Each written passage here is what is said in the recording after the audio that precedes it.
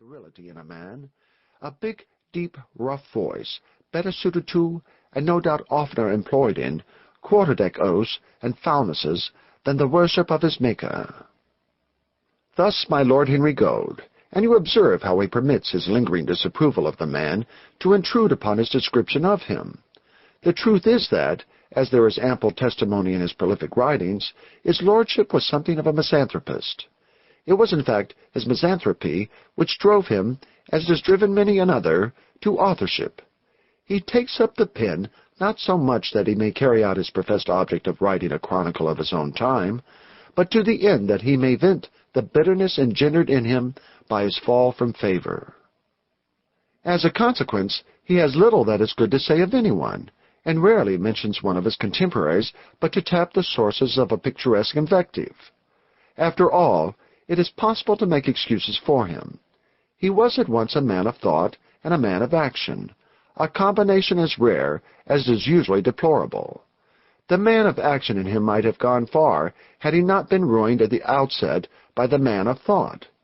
A magnificent seaman, he might have become Lord High Admiral of England, but for a certain proneness to intrigue. Fortunately for him, since otherwise he could hardly have kept his head where nature had placed it, he came betimes under a cloud of suspicion.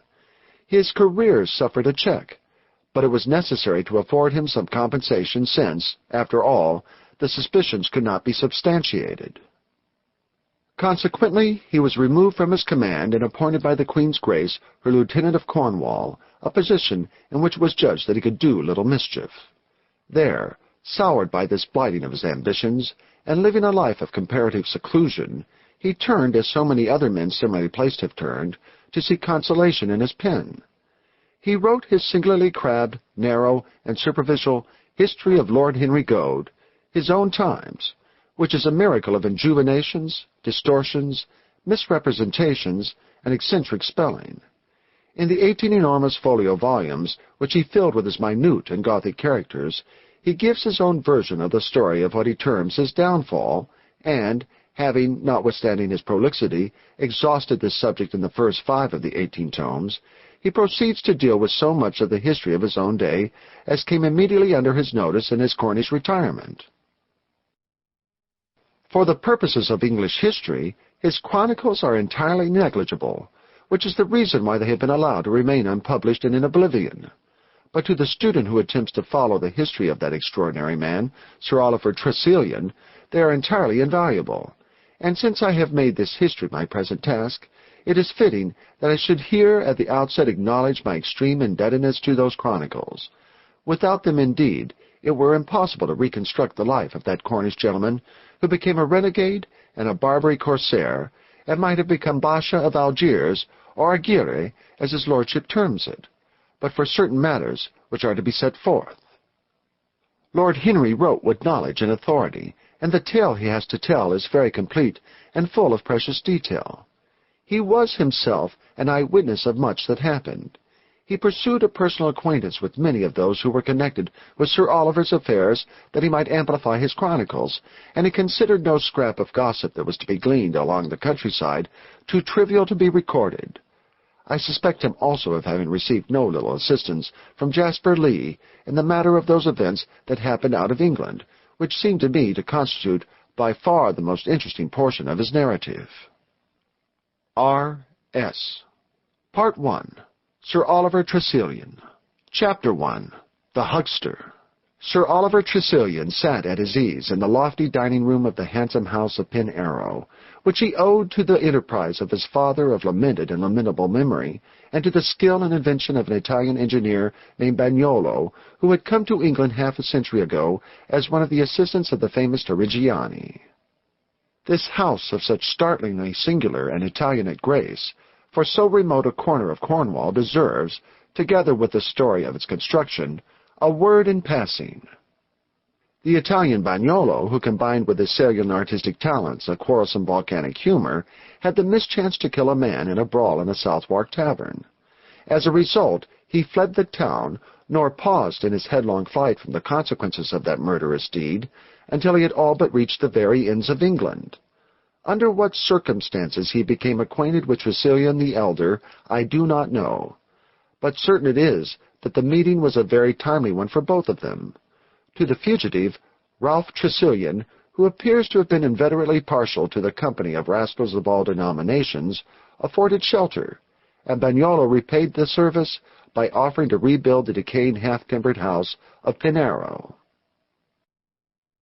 Having taken the task in hand, he went about it with all the enthusiasm of your true artist, and achieved for his protector a residence that was a marvel of grace in that crude age and outlandish district. There arose under the supervision of the gifted engineer, worthy associate of Messer Torrigiani, a noble two-storied mansion of mellow red brick, flooded with light and sunshine by the enormously tall mullioned windows that rose almost from base to summit of each pilastered facade. The main doorway was set in a projecting wing, and was overhung by a massive balcony, the whole surmounted by a pillared pediment of extraordinary grace, now partly clad in a green mantle of creepers. Above the burnt red tiles of the roof soared massive twisted chimneys in lofty majesty. But the glory of Pinero, that is, of the new Pinero begotten of the fertile brain of Bagnolo, was the garden fashioned out of the tangled wilderness about the old house that had crowned the heights above Pinero Point. To the labors of Bagnolo, time and nature had added their own. Bagnolo had cut those handsome esplanades, had built those noble balustrades bordering the three terraces with their fine connecting flights of steps. Himself he had planned the fountain, and with his own hands had carved the granite faun presiding over it, and the dozen other statues of nymphs and sylvan gods in a marble that gleamed in white brilliance amid the dusky green. But time and nature had smoothed the lawns to a velvet surface, had thickened the handsome boxwood hedges, and thrust up those black spear-like poplars that completed the very Italianate appearance of that Cornish domain. Sir Oliver took his ease in his dining-room, considering all this as it was displayed before him in the mellowing September sunshine, and found it all very good to see, and life very good to live. Now, no man has ever been known so to find life without some immediate cause, other than that of his environment, for his optimism. Sir Oliver had several causes. The first of these, although it was one which he may have been far from suspecting, was his equipment of youth, wealth, and good digestion.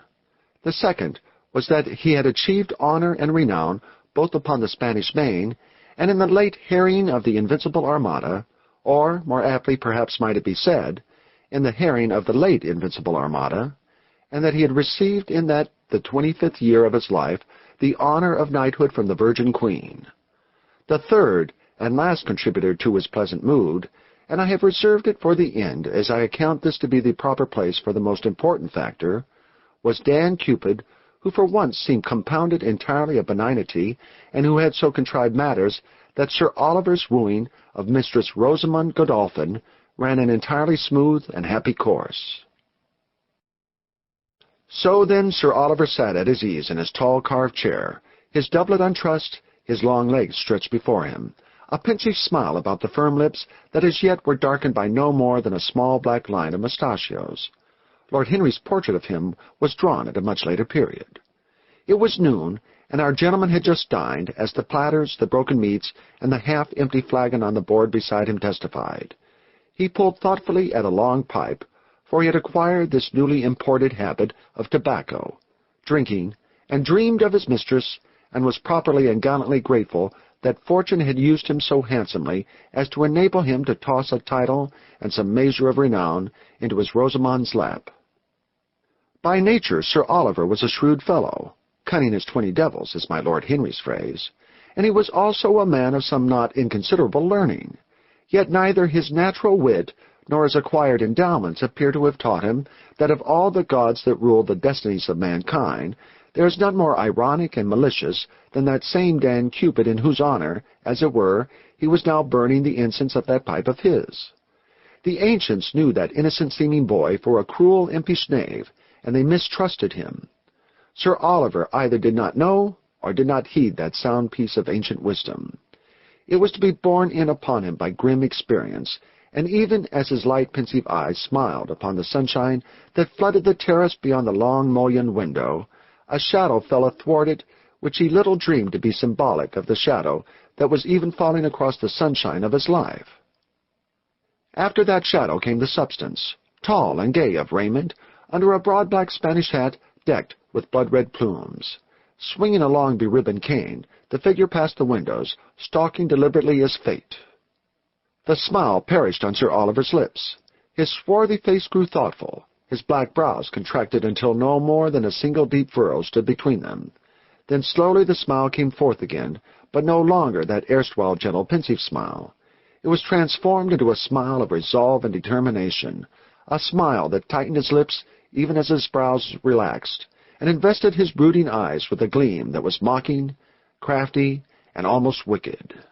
Came Nicholas, his servant, to announce Master Peter Godolphin, and close upon the lackey's heels came Master Godolphin himself, leaning upon his beribboned cane and carrying his broad Spanish hat.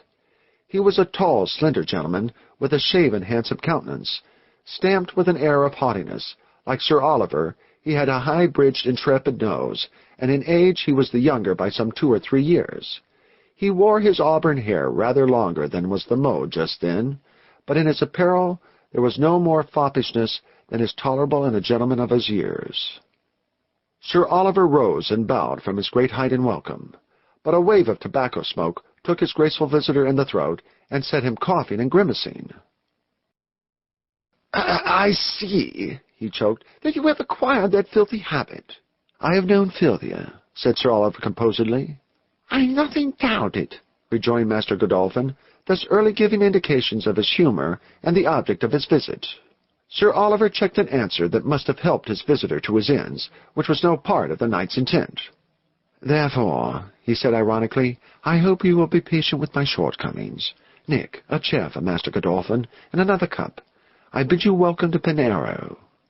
A sneer flickered over the younger man's white face. "You pay me a compliment, sir, which I fear me 'tis not mine to return to you."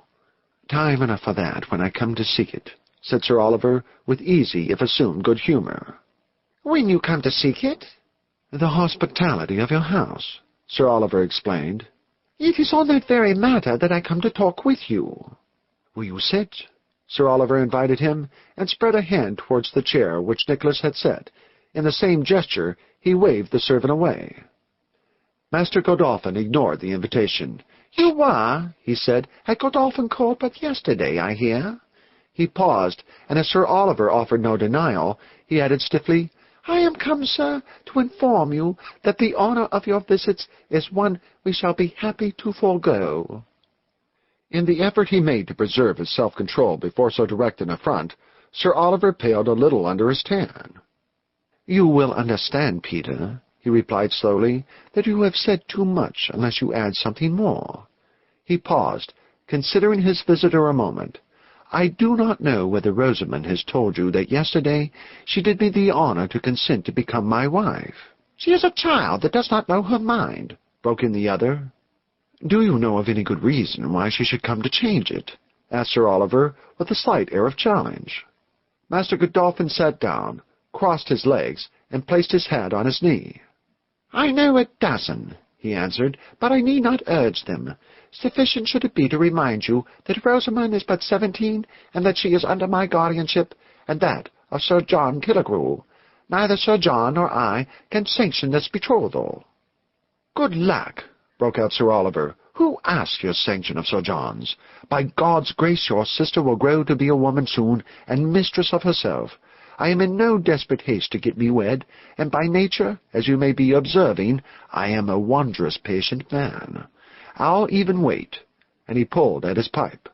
"Waiting cannot avail you in this, Sir Oliver. 'Tis best you should understand. We are resolved, Sir John and I." "Are you so? God's light! Send Sir John to me to tell me of his resolves, and I'll tell him something of mine. Tell him from me, Master Godolphin, that if he will trouble to come as far as Penarrow, I'll do by him what the hangman should have done long since. I'll crop his pippish ears for him by this hand." "Meanwhile," said Master Godolphin wettingly, "will you not essay your rover's prowess upon me?" "You?" quoth Sir Oliver, and looked him over with good-humoured contempt. "I'm no butcher of fledglings, my lad. Besides, you are your sister's brother, and 'tis no aim of mine to increase the obstacles already in my path." Then his tone changed. He leaned across the table. "Come now, Peter, what is at the root of all this matter? Can we not compose